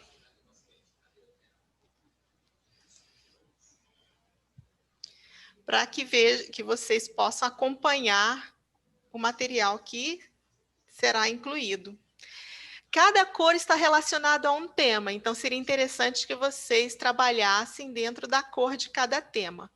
Então, o primeiro tema, deixa eu compartilhar primeiro aqui. Screen 2.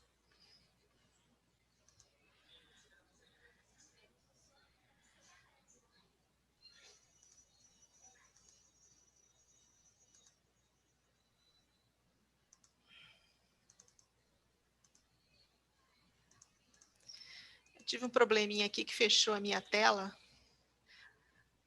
Nós estamos vendo, Diane, a tela, querida. Sim, a minha tela que eu vejo vocês é que fechou. Ah, tá. Então, aqui estão os 3 temas. O primeiro é competências a serem desenvolvidas, as estratégias e métodos de aprendizagem ativa em ambientes para desenvolver competências e a avaliação da aprendizagem. Então, nesses 5 minutos seguintes, solicitamos que vocês acessem a ferramenta na lateral esquerda, o post-it, que é a 4ª ferramenta.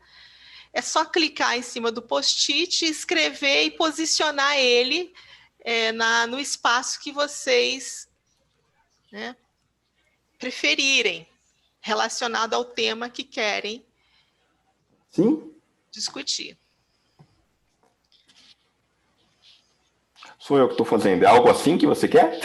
Exatamente. Ah, tá bom. E de preferência, uma questão, uma reflexão. Colocar o nome, Diane, o nome e só o tracinho, a instituição, para a gente saber quem que largou aquela notinha.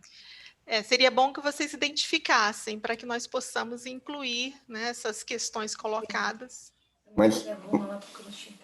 Mas vocês querem perguntas? É isso? Eu não entendi direito. Perguntas, reflexões, questões que vocês gostariam que fosse abordado dentro desses temas. Ah, tá bom. Ah, entendi. Então é outra coisa. Tá bom.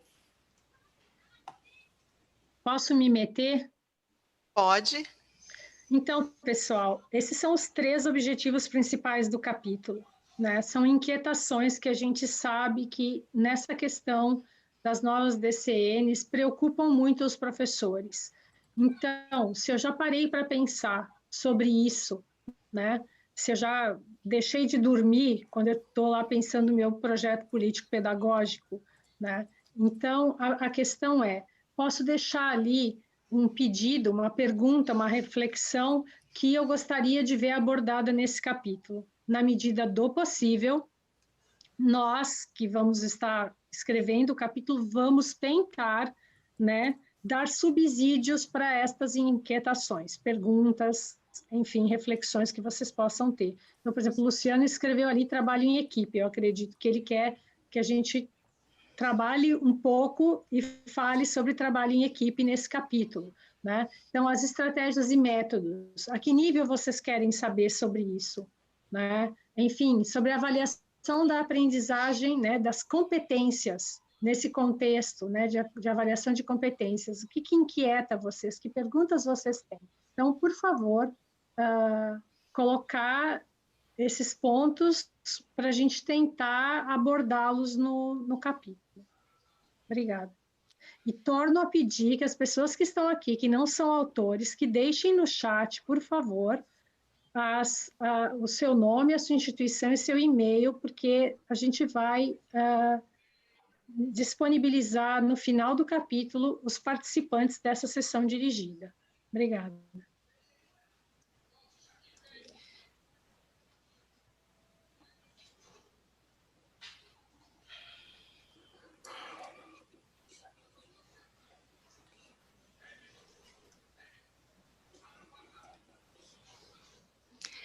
Seria interessante que vocês usassem as cores relacionadas a cada... Não tem problema, se já fez, deixa aí, mas para a gente trabalhar... Hã? É fácil trocar depois.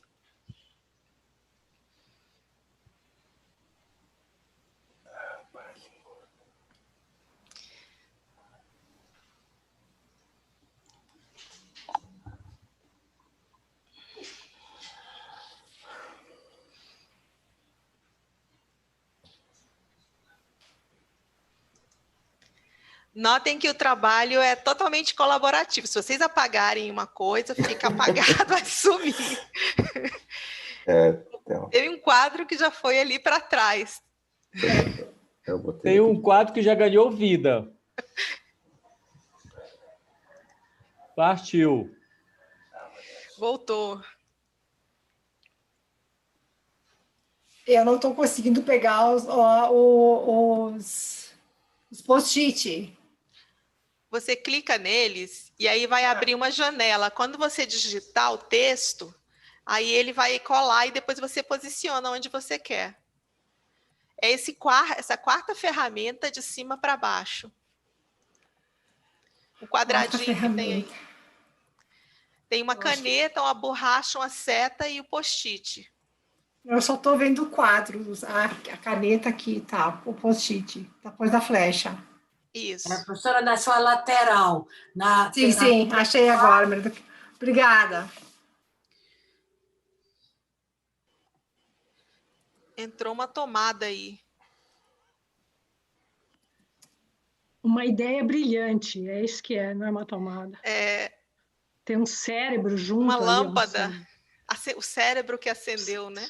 Isso, cérebro vai laranja. Acender. Ali.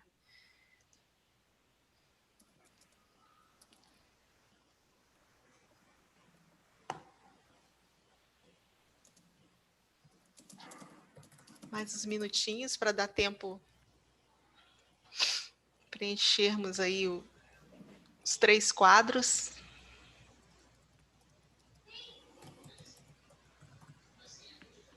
Não. Eu fico fome nem nada? Gente do céu. Não. Então, até mais, Vera. Oi? Até mais, então. Tchau. Nossa, a confusão que aprontei.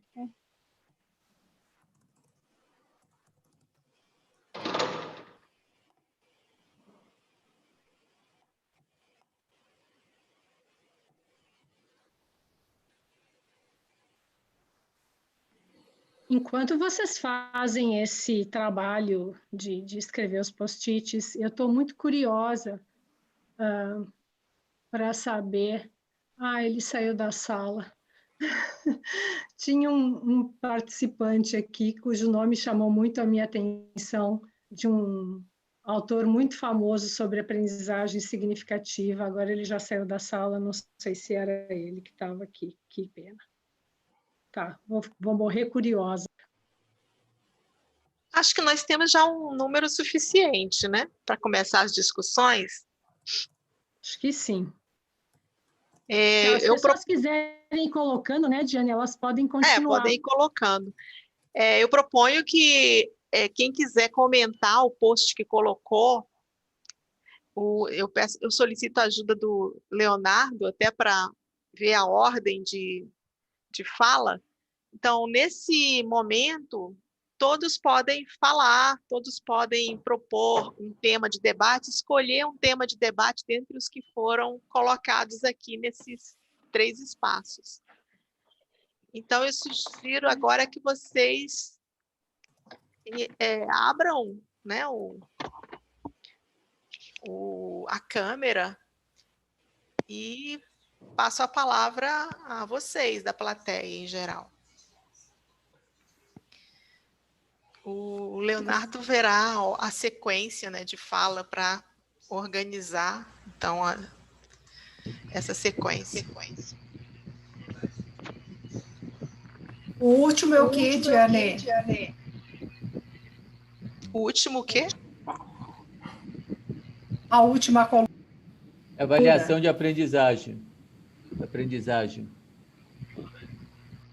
Eu estou ouvindo um ruído aí de algum microfone com eco.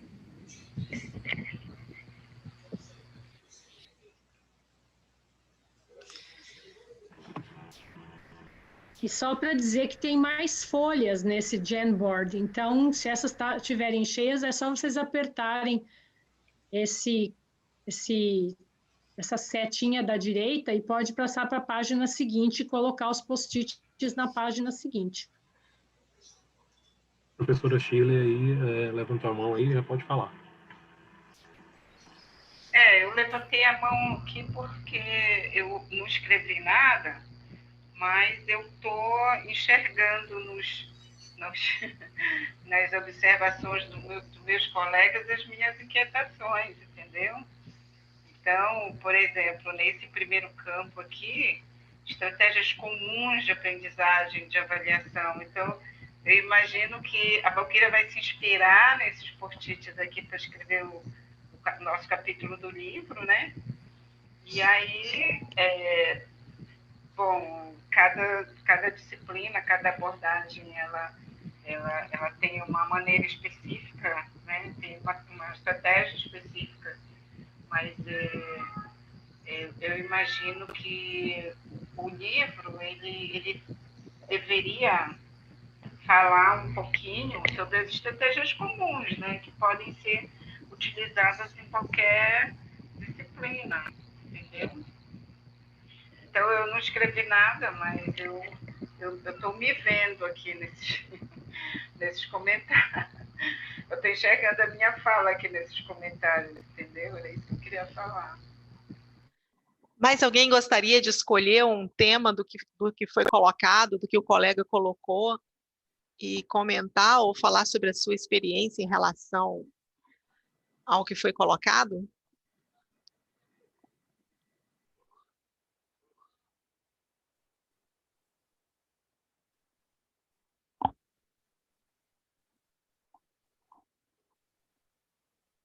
Ana Marta, levantou a mão, pode falar, Ana Marta. Olá, boa tarde.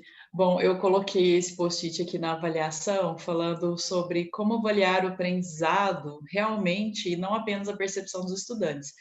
Porque o que eu tenho percebido, eu tenho aplicado essas metodologias ativas e às vezes a gente tem essa dificuldade, né, de avaliar realmente a aprendizagem, né?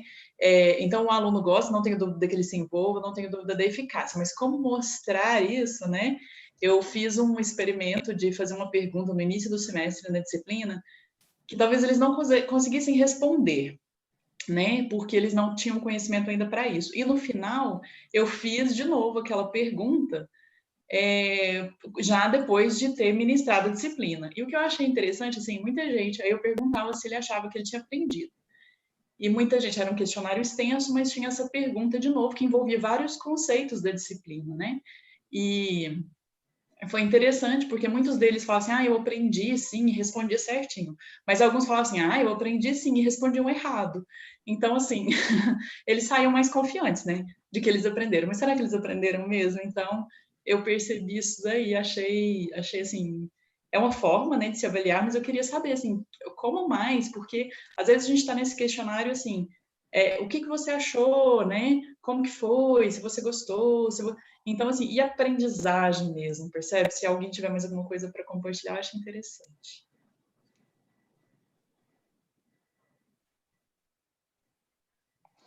Eu talvez possa só partilhar aqui na sequência da contribuição da Ana Marta, porque uma das questões que, quando nós aplicamos os cenários para avaliar determinadas competências, efetivamente nós estamos a ver se realmente o estudante aprendeu ou aquilo que nós gostaríamos para resolver aquela determinada situação, problema. Porque efetivamente ali, perante aquele cenário, ele tem que, durante X tempo, dar uma resposta e nós estamos a ver naquele momento se efetivamente ele está a mobilizar ou não aquilo que é esperado. E de que forma também, porque, por exemplo, se estivermos a falar sobre uma questão por exemplo, da questão da argumentação, o nível do argumento que é utilizado, o argumento técnico, digamos assim, para a situação problema, nós também podemos avaliar a profundidade desse nível de argumentação, etc, etc. Portanto, e nós aí, é por isso que eu acredito muito no potencial dos cenários para avaliar as competências desse ponto de vista, porque não é o autorrelato, digamos assim, do ponto de vista, o autorrelato do aluno, sim, eu aprendi, porque na verdade ele até só vai saber se aprendeu quando for confrontado com uma situação problema. E isso é o conceito de competência, não é? O conceito de competência implica a noção de contexto.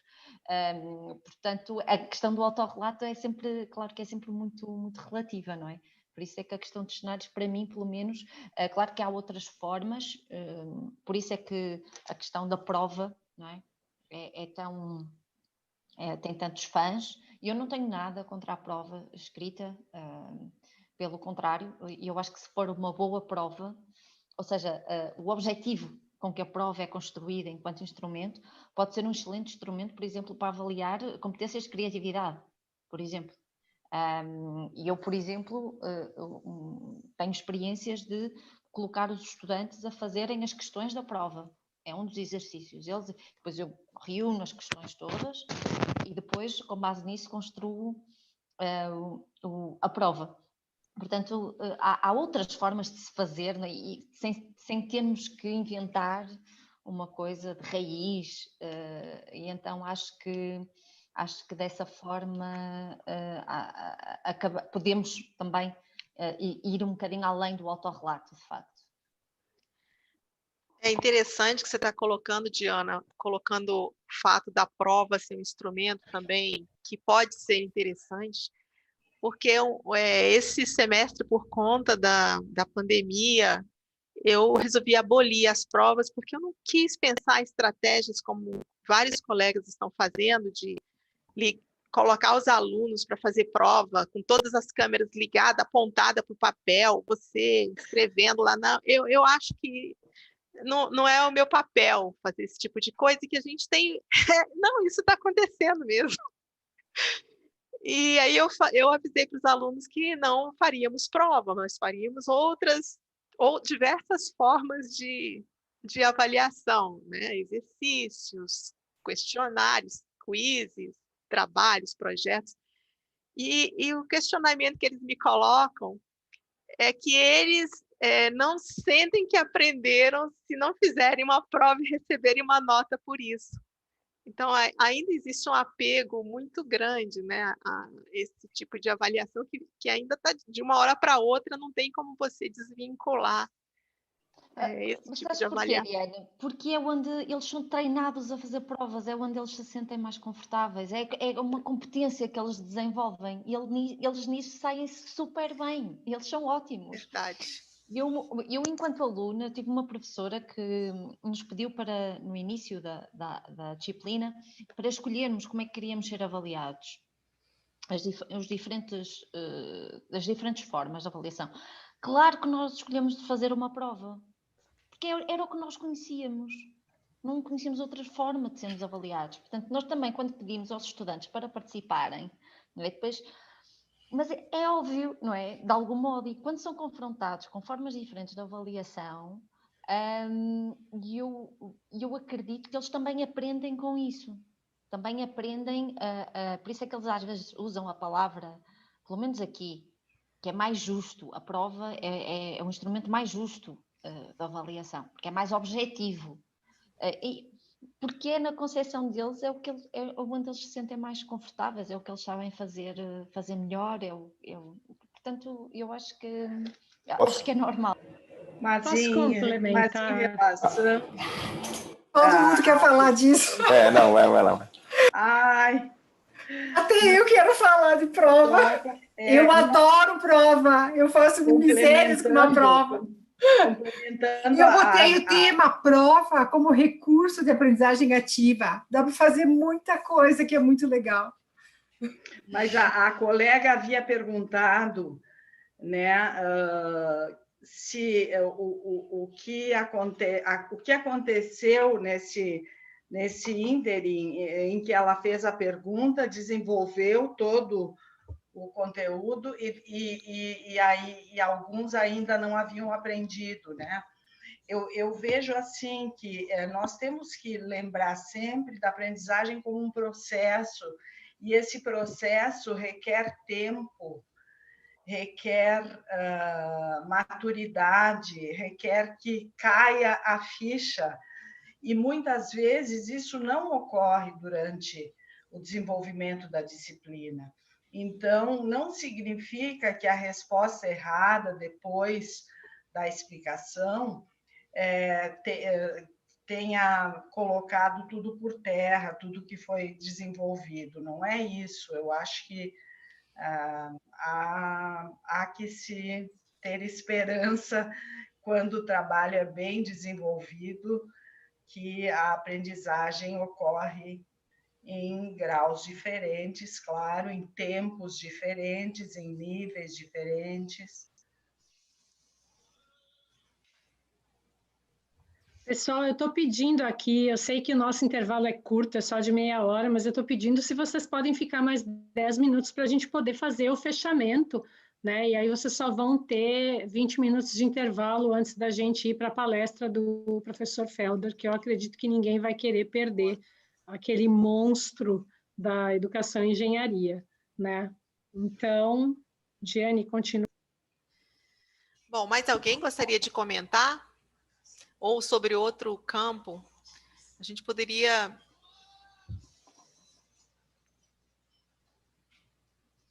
Deixa eu ver um aqui. Estou aumentando aqui porque eu não enxergo mesmo, viu? Como determinar as competências da Michele? Você quer fazer, Michele, a pergunta? Você está aqui ainda?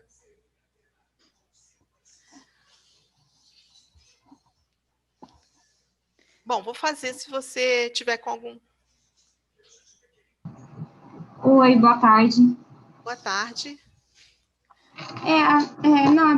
Basicamente essa pergunta mesmo, indireta.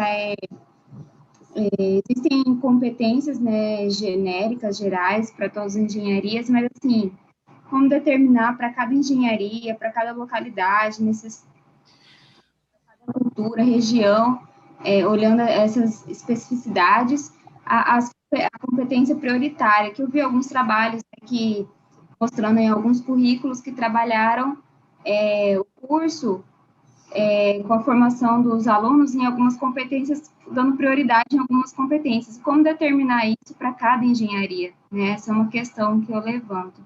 Eu sou professora do IFMT e sou mestranda na Engenharia Civil da UFG. Então, quem pode responder a pergunta da Michele?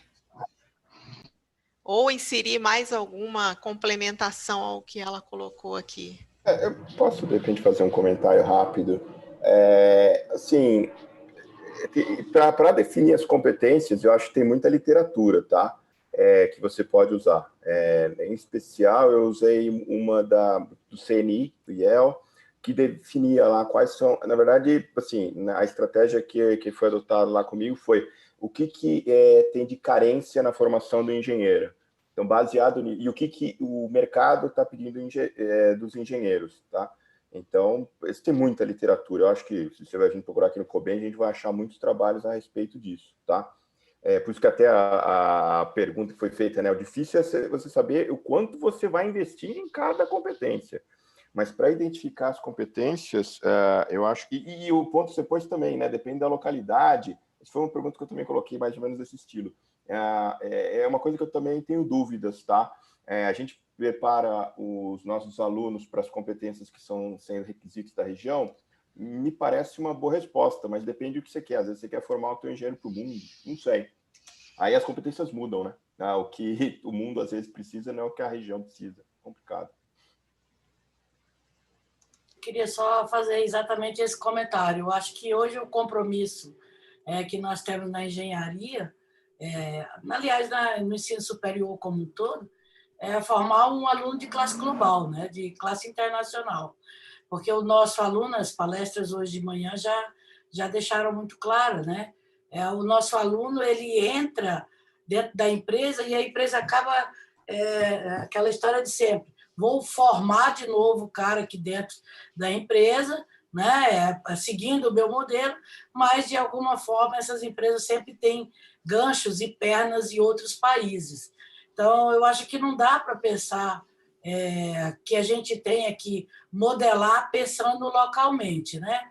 Então, dizer assim, eu penso local, mas eu formo global, né? Eu penso numa realidade brasileira, entendo que o aluno tem que entender a realidade brasileira em todo esse contexto, porque só pensar em termos de Brasil, o que é norte, o que é sul, a gente tem realidades distintas. Então, a gente tem que pensar local, ele tem que aprender a entender localmente a realidade dele, mas ele tem que se formar globalmente para atuar em qualquer lugar do planeta, né?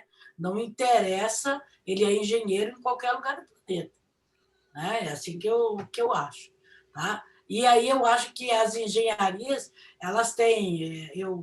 Quando o pessoal me pede, tô querendo modelar o curso por competência, como é que eu faço para modelar o meu curso? Eu sempre sugiro que veja como é que está os projetos e os planos de curso das instituições lá fora do país, as internacionais que são de referências. Quais são as competências que eles estão estabelecendo e trace meta alta. Tá certo? E estabeleça a meta alta e vá para cima, porque senão você vai formar o sujeito que já pensa pequeno, né? E a engenharia ela tem que ser arrojada, né? Ela tem que ser arrojada, o engenheiro tem que ser arrojado, ele tem que ir para cima dentro do seu campo profissional. Eu faço uma brincadeira aqui com o pessoal, eu atuo na engenharia, mas eu atuo muito na administração, né? Eu já tive problemas no passado, quando eu dava aula na administração, dos colegas não querendo que eu orientasse aluno da administração de TCC. E aí eu comecei a provar para eles que a maioria dos livros, eu dava disciplina de suprimento, né? Logística e suprimento. A maioria dos livros da área de logística e de suprimento de materiais, todos eles são escritos por engenheiros. Então, desculpa lá, tá? Eu, como engenheira, atuo em outras áreas. Agora, eles, da formação deles, não vão poder atuar na engenharia. Então, a gente tem que ser ousado, né? Então, tem que pensar de forma mais arrojada, né? Crítico, às vezes eu sou muito chata, eu digo que eu tenho um grande problema, que a Mafalda que me ensinou, né? Que eu assumo um esporte de risco. Eu sou muito crítica, né? O meu maior esporte é ser muito crítica. E eu acho que o engenheiro tem que ser crítico. E as DCNs vêm dizendo isso, né? Então, se eu não for crítica como professora, como eu vou formar o meu aluno para ser crítico? Então, a gente precisa, inclusive, duplicar cada vez os meus pensamentos críticos em cada aluno que eu formo. Né? Bom, agradeço, então, Maria do Carmo, pelo comentário. Eu gostaria que vocês que colocaram os post-its, por favor, coloquem seu nome e a instituição. Nós já estouramos o tempo e daqui a pouco tem uma plenária excelente. Vocês podem continuar a inserir questões no Jamboard nesse link que foi colocado aqui, podem copiar e continuar inserindo, porque o objetivo dessa pequena dinâmica, no pouco tempo que a gente teve, é justamente pegar questões que vão entrar na discussão como contribuições para o nosso capítulo, ok? Então, eu agradeço a todos, por favor, não esqueçam de colocar os nomes, e eu vou passar a palavra à professora Valquíria para que a gente possa encerrar esse momento e passar para as atividades seguintes do COBENJ. Bem, pessoal, muito obrigada, Diane. Diane, se você pudesse parar o compartilhamento, eu gostaria de pedir aos colegas que estão aqui presentes, como eu mencionei no início da nossa sessão, na medida do possível, se sentirem à vontade, que abram as suas câmeras para a gente fazer um print da tela para registrar essa nossa sessão dirigida. E gostaria de agradecer aos autores que enviaram as suas contribuições para essa sessão dirigida, agradecer a todas as pessoas que estão aqui como participantes e que deixaram seus nomes, instituição e e-mail. Quem ainda não deixou, se quiser deixar, por favor, põe no chat ou manda para nós por e-mail, né? De novo, a ideia é ter um registro das pessoas que estão interessadas no assunto, que podem vir a constituir uma comunidade de prática, de discussão sobre o assunto. Então, a ideia é criar um apêndice nesse capítulo que vai ser construído e deixar esse registro. Então, mais uma vez, muitíssimo obrigada pela presença de todos, pela colaboração, pela parceria dos autores, e nós esperamos construir um capítulo com muita informação para ajudar os nossos colegas professores de engenharia nesse período de implementação das novas diretrizes curriculares nacionais. Nós esperamos que vocês tenham gostado dessa sessão tanto quanto nós gostamos, né? E é a última vez que eu peço para vocês abrirem a câmera. Se vocês não abrirem, eu vou fazer o print de tela só com quem está aqui aparecendo. Tá? Então, muito obrigada mais uma vez. Então, dá aquele sorriso, por favor, que vai ser agora. Vou mais uma vez que tinha gente penteando o cabelo. Mais um sorriso. Isso aí, pessoal. Então, big de um abraço para todos. Mais uma vez, muito obrigada. E vamos trabalhar no capítulo para entregar para vocês um material bem rico que possa ser de muita utilidade. Um abraço para todos, abraço virtual. E que o ano que vem, em Belo Horizonte, a gente tenha vacina para chegar lá e poder dar abraço de verdade. Parabéns a gente leva um vinho. abraço. Muito obrigada, foi tudo Valeu, ótimo, gente. gostei muito. Muito bom, muito bom. Muito legal, muito legal. Parabéns à beijão organização, pra Valquíria vocês. conduziu muito bem a sessão. Um abraço a todos. Um abraço para todo mundo. Vamos lá assistir o Richard Felder, né? Que ele é fera, é um evento mesmo para educação, engenharia no Brasil, porque ele é uma pessoa uma pessoa extremamente ocupada e difícil de se conseguir nos eventos pelos altos custos que ele cobrava para as palestras, né? Então, dessa vez, eu acho que a pandemia amoleceu o coração das pessoas. Elas têm... Eu acompanhei gratuitamente. Eu acompanhei ele, estudantes. Foi um número. Infelizmente, depois a gente vai acabado. Depois a gente vai poder acessar, né? Daqui a uma semana vai ser disponibilizado. É isso aí. Então tá, pessoal, vamos... Valquíria, antes de terminar, a gente não teve acesso ao documento lá, nós não fizemos, né? Porque não deu tempo. Mas nós vamos colocar, e quem já está com o resuminho pronto, né? A parte que vai constar dos estudos de caso, 2 a 3 páginas máximo, por favor, já vai poder colocar lá, e nós vamos dividir a nossa equipe em duplas, para ir trabalhando as sessões do capítulo, para não ficar todo mundo perdido, tá? Para dar aquela ajuda. E agora a gente tem toda essa contribuição no Jamboard que a Diane criou, que eu acho que vai ser bem legal também, porque traz as expectativas da comunidade de alguma forma, né? Eu acho que a gente vai ter que criar uma sessão especial para isso aí, ou, enfim, injetando dentro das sessões que a gente já fez. Estou desconfiando que a gente vai gerar um livro inteiro e não um capítulo. Bom, não é verdade? A chefa da sessão dirigida, que é a Adriana Tonini, a professora Adriana Tonini, disse que nós não temos uma restrição muito grande em relação ao número de páginas. Então, eu já estou assim beirando uns 90 a 100 páginas, entendeu? Já que ela disse que podia, ela falou que são só 4 sessões dirigidas mesmo, então que o problema é o mínimo, não pode ter menos que 25. Então, eu falei, oba, vai ser com a gente mesmo, vamos encher esse e-book de páginas. Legal, pessoal, um beijo. Tchau. Tchau.